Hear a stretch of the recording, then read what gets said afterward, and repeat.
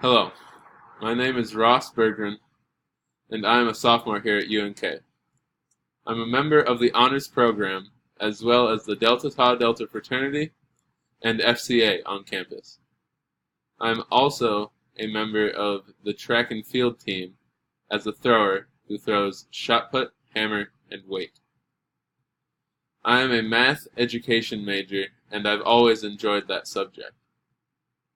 I was born in Gretna, Nebraska, right outside of Omaha, and I lived there until I was in 4th grade.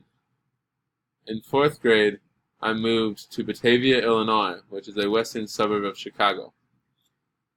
I completed my high school there and competed in football and track while in high school, as well as being a member of 3 different National Honor Societies.